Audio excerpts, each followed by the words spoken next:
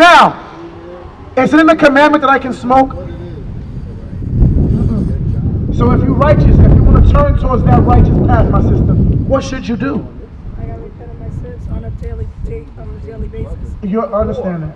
So when you repent, what does that mean? I have to let go. You have to let go. So you're still holding on. So let go. But it's medical concern. It's medical? No, it is. Let's see how you can get biblical medicine. Give me Deuteronomy 32:39. Let's see if God can heal you. Because either you're going to obey God as the ultimate healer, or your God is going to be weed. You have to make a choice. Do you understand what I'm saying? 32 verse 39. The book of Deuteronomy, chapter 32 and verse 39. Watch this. See now that I, even I, am he, and there is no God with me. There is no God other than the God of this Bible. Read. I kill, He kills, and I make alive. and He gives life. I wound, He wounds, and I heal. He what? I heal. I what? I heal. He heals, Right. not weed. Weed doesn't heal. That's right. Do you understand that? Who heals, my sister? If you want God to heal you, you have to follow the righteousness of this Bible. Do you understand that? He kills, He makes alive. So if someone in Newburgh goes through some type of trauma and they're at the point of death and they don't die, God said, hey, you have another chance. Right. Not marijuana. Right. Not pharmaceuticals. Yes, sir. Hey, just to that point, right? Because sister said a second ago, it's medicinal, right? It's for medicinal purposes. Now listen, your medicine, right? That's between you and your doctor. That's between you and your doctor. I know it's legalized now. Everybody's talking about, oh, it's legalized. I use it for medicine. You know whether or not you're using it for whatever illness you have, or if you're just trying to get high. Right. Now, also, let's just talk about medicinal. We're doing it for medicinal purposes. Do you need to roll it up in a wrap or in a cigar and smoke and then light fire to it and inhale it in order to get them medicinal purposes? We got edibles. It's You healthier. got things that you can ingest. You have teas, whatever. But that's between you and your doctor. But watch this. 1 Peter 5:8. 1 Peter 5:8. This is what we have to remember, because you said something about being saved and I heard you say something about being righteous, right? Let's deal with that real quick first. 1 Peter 5:8. Because here's the thing. Just like you said, if he didn't smoke, he wouldn't listen. It's not even 12 o'clock in the afternoon, and now we come to the black community and people are getting high. In the Hispanic community, people are getting high. People got beer cans, people drinking. Is that medicinal as well, the beer cans? Then why are they doing it? You don't live because you don't live like it. Because Can you of say the that way again? I'm Come living. closer, Look my how I'm sister. living. Say that again, because he's talking about. I want the people to hear what my sister said. Why are people out here smoking weed and drinking at 10:30 in the morning? Trying to survive. Trying to survive. You see what she said? Trying to survive. That's an honest answer. Somebody who used to smoke weed, I can say that's why. You know why? Because we're brother right here in the green hoodie. You know why people are doing it? You know why you're smoking weed? Because you're trying to escape your reality. You're trying to escape your reality. Look what's going on around us. This is our community. Right. And you're trying to escape it. It's rough out here. Right. It's rough out here. It's hard to make ends meet. Okay, we got issues. We got stuff that happened to us growing up. Right. We didn't have stable households. That's why we're out here smoking weed at 10:30 in the morning. It's not medicinal. You're not gonna fool me. You don't look like you have cancer. I pray you don't. But I know you're not smoking weed out of medicinal purposes. You're smoking because you got issues. You want to forget what issues you have. But guess what? When the high comes down, where's the issues gonna be? Right there waiting for you. Right there waiting for you. They're not going nowhere. Watch this. 1 Peter 5:8. This is the book of 1 Peter, chapter 5 and verse 8. Be sober. So wait. This is the New Testament now. So what did the Apostle Peter tell us to do? Be sober. And what? Be vigilant. Be sober and vigilant. You know what it means to be vigilant? Alert. Watching what's going on. Watching what's going on. Now it's all adults here right now, right? Who is being raised in this community? Children, right? We're supposed to be watching out for their best interests. Making sure that they have a brighter future, right? If we outside smoking weed, getting high, our eyes are low, we're drinking in the morning, are we watching out for them? Are we setting the right example for them? What are they going to grow up and do? Same, you know what, different toilet. Read that again. Be sober. Be vigilant. Because your adversary, Because who? your adversary, the devil, as a roaring lion, walketh about, seeking whom he may devour. Seeking whom he may devour. That's why you got to be sober. That's why you got to be vigilant. Guess what? Your adversary, the devil, is always out here plotting on your downfall. You know who your adversary is? Bring it out. You know who your adversary is? Bring the it same out. one that's over there telling Kyrie Irvin that he's got to go apologize, that he's got to be more sensitive. The same one that brought you over here in shackles and chains and made you serve in slavery. That is your adversary. That's why they made it legal. That's why. How long has weed been in the black community? They say, oh, weed is so good. We'll argue that it's so good, it's medicinal, there's nothing wrong with it. How long has it been in the black community? Did it just start coming in the community when they legalized it? Or have black people been smoking weed since the 60s? And what good has come from it? Bring it out. What good has come from it? It's nothing new. Black people, we've been smoking weed. Right. And look at our communities. Now that they legalize it, is everything getting built up? Is it getting garbage off the street? Is it better in the school system for the children? No, it's not. It's not. They gave it to us to destroy us. To distract us from what's really going on. Now we're over here getting high. A man cannot run his household adequately if he's high all the time. A woman cannot run her household, being a good mother, being a good wife, if she's sitting here getting high all the time. That's something that we need to know. We know that already. But you know what? We constantly try to escape. Like my sister said, trying to survive. Just trying to get from day to day. Read it one more time. This is the book of 1 Peter, chapter 5 and verse 8. Be sober, be vigilant, because your adversary, the devil, as a roaring lion, walketh about, seeking whom he may devour. So that's something that we as a people always got to keep in mind. There's always people trying to conquer us. There's people constantly that they don't get any sleep because they're thinking about how to destroy us. You think they're comfortable with the conditions in Newburgh, even though there's murders? They want it worse.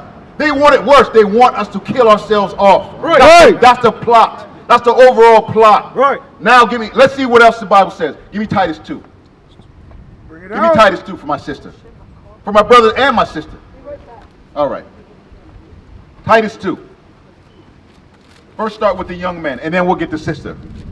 Because these are young men here. You guys are young men. You're young men. You got time ahead of you. You got time to grow as men. We can't be sitting here getting high. We cannot be sitting here getting high. Read that. Titus 2.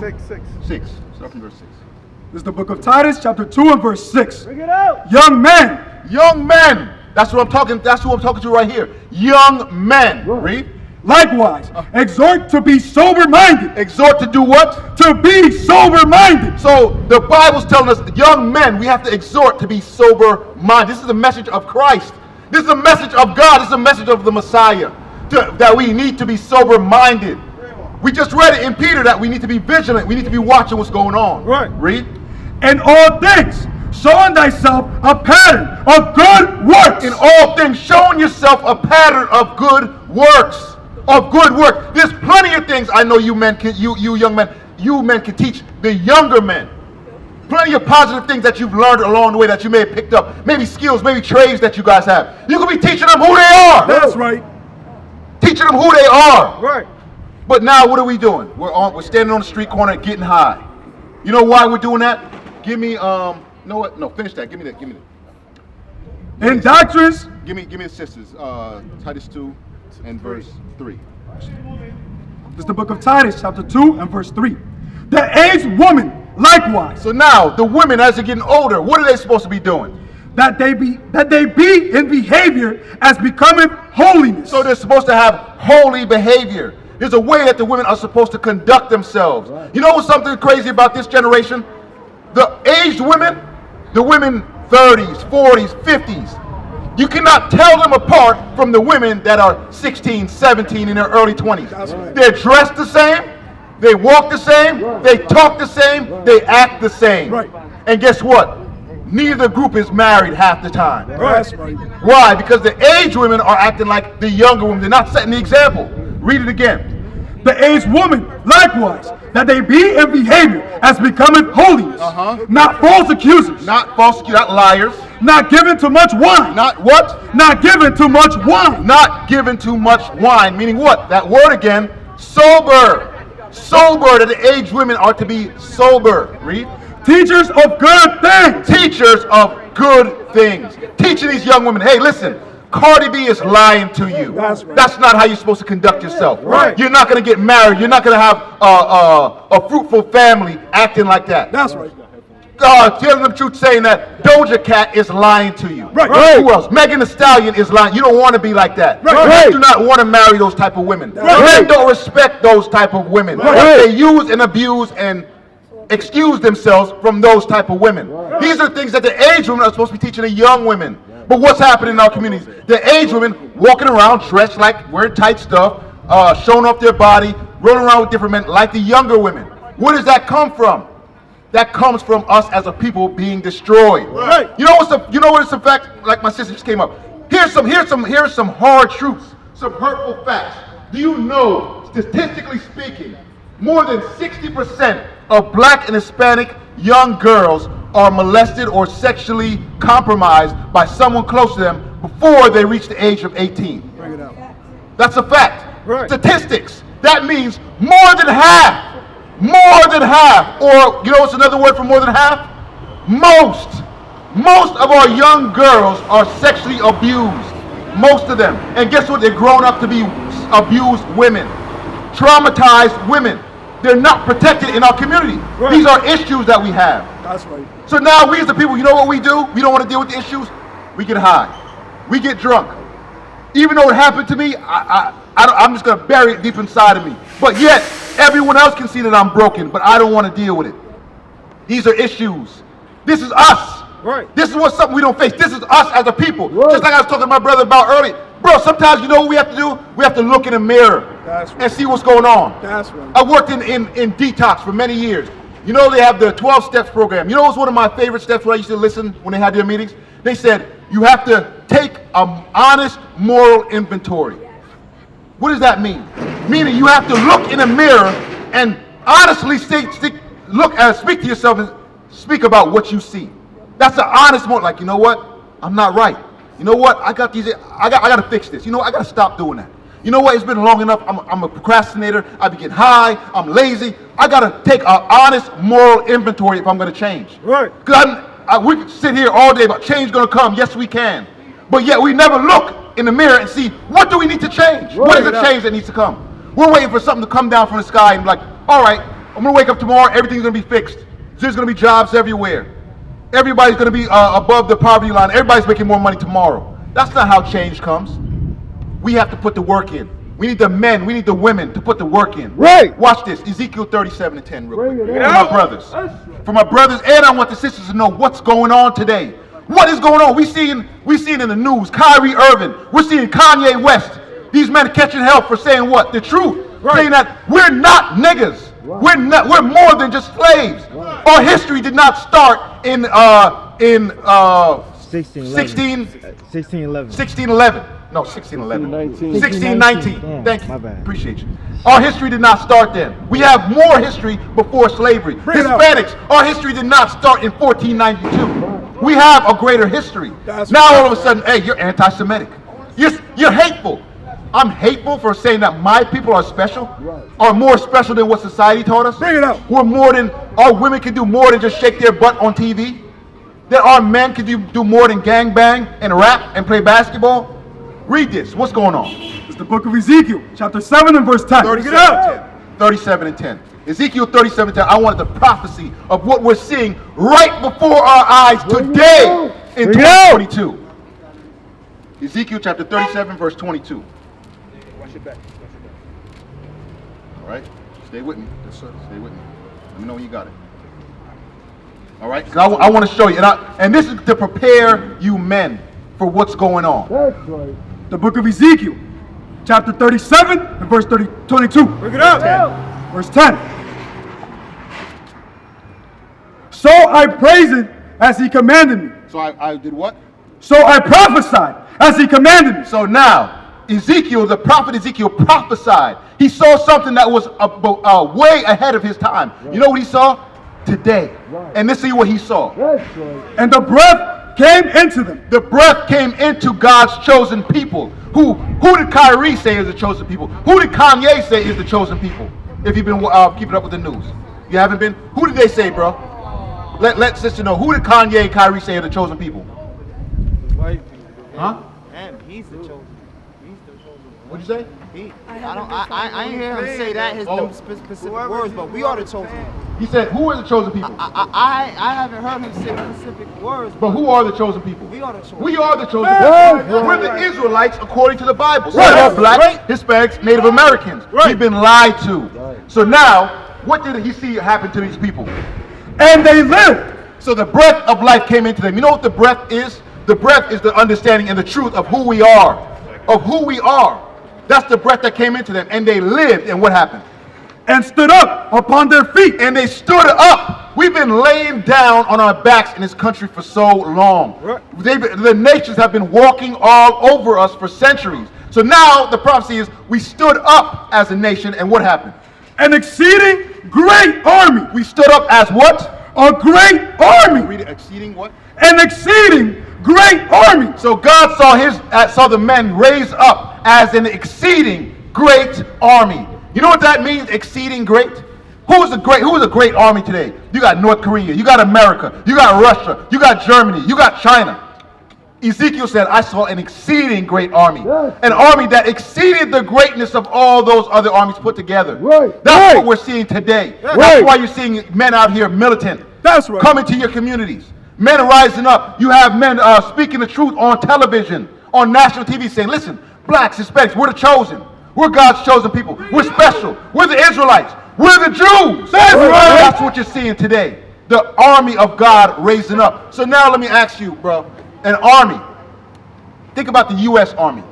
Do those men, are they sanctioned to get high during wartime? Is it wise for a soldier, as a soldier, is it wise for a soldier to be getting high? Getting high, no. Huh?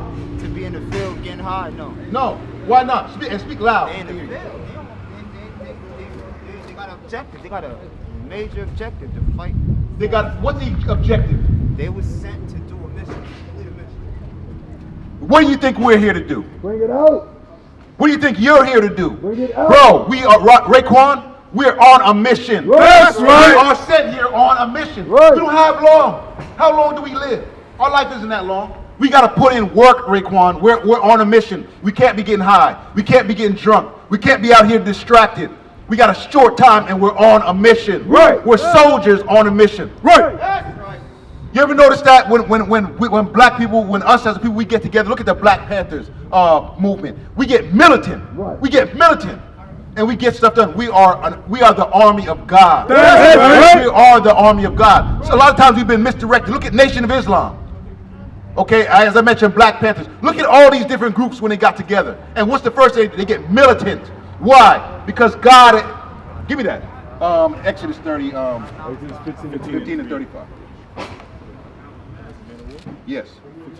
Yeah, 15:3. Give me Exodus 15. Let me show you why. Because it's a spirit in us. I'm gonna show you why. The book of Exodus, chapter 15, and verse 3. The Lord is a man of war. Why is it that the black man, the Hispanic man, when you talk about the Black Panthers, when you talk about the Brown Berets, why is it that every time we unite, every time we organize, we're so militant? Read. The Lord is a man of war. Because the Lord is a man of war. That's Read. Lord, the Lord is his name. The Lord. Read it again. The Lord is a man of war. The Lord is his name. So that's how God operates. When you go through the history in the Bible, okay, when you read prior to the kings, even during the kings, read about King David, okay, read Judges, Gideon. All these men were militant men. Right. These were warriors. These were warriors. And now what do we see today? Warriors in chains. Warriors in chains. Now you see the warriors leaned up against the...